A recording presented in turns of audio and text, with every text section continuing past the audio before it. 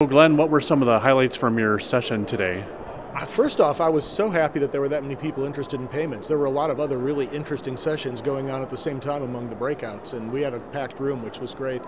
The two things that we really focused on were the potential repeal of the Durbin Amendment and data security.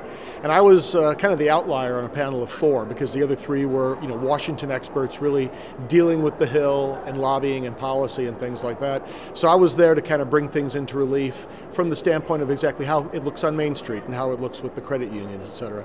So the message on Durbin I thought was quite interesting, and we all, I think, came out in roughly the same place, is we all know that the original intent, the belief was, and was presented this way by the retailers, was that this would actually create a savings for consumers. If they were charged less for the cost of payment acceptance, that would flow through to the consumers. Well, we have studies, including the Federal Reserve of Richmond has put one out, that shows that that hasn't happened. It's all entirely stayed in the pockets and the coffers of the retailers.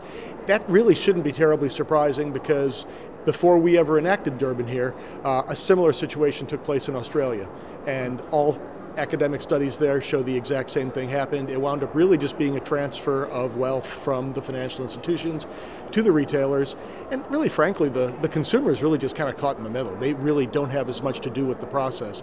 But I think to some extent that's what happened with the retailers, that they sold it as a consumer benefit that wound up not being the case. And I think now it's the question of exactly, why should it be, a case of Congress picking the winners on this?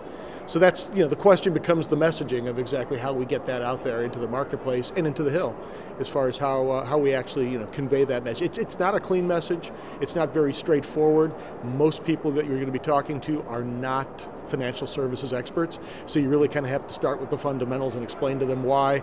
It's important because, the revenue streams of fee income for credit unions are important to actually help to support some of the other offerings, such as free share draft accounts and things along those lines. Obviously, those have to be paid for someplace. You can't just offer all free products. This is one of the places you can actually subsidize those other important services that are really critical to the credit union members. Mm-hmm.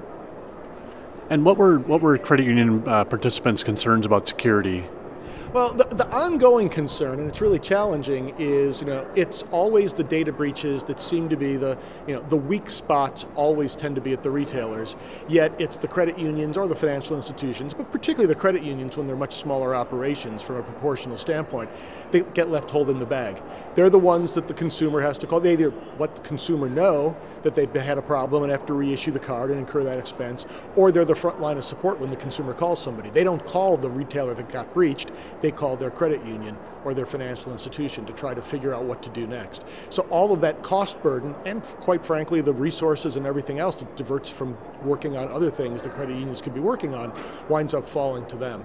So that's one of the real challenges. This is one where I think that, again, my Washington colleagues on the colleague, I think, had a really good news message, is this is one of the few areas, whereas you've usually got the retailers and the financial institutions at totally opposite ends of the viewpoints and arguing with each other, there's really a pretty good level of consensus that something needs to be done here. Exactly what form that takes and what the actual sharing of the responsibility is, but some level of a standard of data security, I think everyone is pretty much kind of aligned on the fact that that is a necessity. One of the other challenges we talked about is there are states that have gone ahead and tried to do that themselves.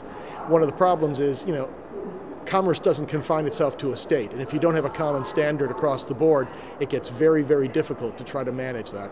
So that's one of the reasons why we believe that doing something at a federal level is very appropriate in this case. Mm-hmm. Okay.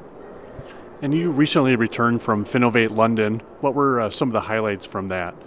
Yeah, it was interesting because I've been at the Finovate New York conference the last 3 years, and again, for anybody who's not familiar with it, Finovate, over the course of 2 days, we saw, I think, 70 companies that had 7 minutes on stage to give a live demo. It has to be live, not just slideware or anything, of their latest innovation. Most of these are early stage companies. Sometimes it's a new product being offered by an established firm. Because of the fact that it was in the UK, or more broadly for all of Europe, one of the things that really came up quite a bit was data access. And different solutions that really were only possible because of the ability to share data, which was made possible in the EU by what's called PS2, the Payment Services Directive. That's actually the revised version, hence the number 2 there.